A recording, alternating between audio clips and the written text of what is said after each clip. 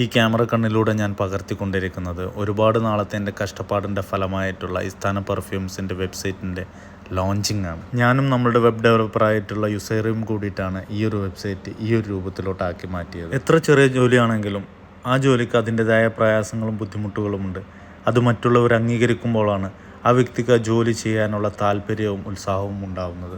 Website ലോഞ്ചിങ്ങിന് ശേഷം നേരെ പോയത് മക്കളുടെ ഫാഷൻ ഷോ നടക്കുന്നിടത്തോട്ടാണ്. പണ്ടൊക്കെ ഒരു വസ്ത്രം കിട്ടുക എന്ന് പറയുന്നത് നമ്മളെയൊക്കെ സംബന്ധിച്ച് വളരെ പ്രയാസമുള്ള കാര്യമായിരുന്നു. യാസീനെ പോലെ തന്നെ ഓരോ കുട്ടികളും ഇവിടെ കോസ്റ്റ്യൂമും മേക്കപ്പും ചെയ്തുകൊണ്ടിരിക്കുക. ഞാൻ കുറച്ച് ലേറ്റ് ആയതുകൊണ്ട് തന്നെ എൻ്റെ പാത്തുവിനെ കണ്ടില്ല. പാത്തുവിനെ തിരച്ചിലിനൊടുവിൽ കണ്ടെത്തി. ഇതേ ഒരു മാലാഖ കുട്ടി. അന്ന് ആ സ്റ്റേജ് കളറാക്കാൻ വേണ്ടി ഒരുപാട് തരത്തിലുള്ള ഷോകൾ ഉണ്ടായിരുന്നു. അതിൻ്റെ ഇടയിൽ ഞാൻ രണ്ടുപേരെയും കൂട്ടി ഒരു ഫോട്ടോഷൂട്ട് അങ്ങ് നടത്തി. ഫോട്ടോഷൂട്ട് എന്ന് പറയുന്നത് രണ്ടുപേർക്കും വളരെ ഇഷ്ടമുള്ള കാര്യമാണ്. അതിൻ്റെ ഇടയിൽ ഇവരെയും ഒന്ന് കണ്ടുകിട്ടി. ഇന്ദിരാഗാന്ധി വീക്ഷണം ഫോറം ഷാർജ യൂണിറ്റിന്റെ വർണ്ണം സീസൺ 1ന്റെ ഭാഗമായിട്ടായിരുന്നു ഈ ഒരു ഫാഷൻ ഷോ ഉണ്ടായിരുന്നത്. ഒരു ഫുൾ ദിവസം എന്റർടൈൻ ചെയ്യാനുള്ള എല്ലാ തരത്തിലുള്ള പ്രോഗ്രാംസും അവിടെ അറേഞ്ച് ചെയ്തിരുന്നു എന്നതിൽ ഒരുപാട് സന്തോഷമുണ്ട്. അവസാനം മൊമെന്റോയിൽ സർട്ടിഫിക്കറ്റും വാങ്ങി രണ്ടുപേരും സ്റ്റേജിൽ നിന്ന് ഇറങ്ങി. അനിയത്തി കുട്ടിക്ക് മൊമെന്റോ കിട്ടുന്നത് കണ്ടപ്പോൾ അനിയന് ഒരുപാട് സന്തോഷമായി. അവൻ തുള്ളിച്ചാടി. ഇതെല്ലാം കാണുമ്പോൾ ഒരു പാരൻസിനുണ്ടാകുന്ന ഫീലിംഗ് എന്താവും? Anyway, thank you so much.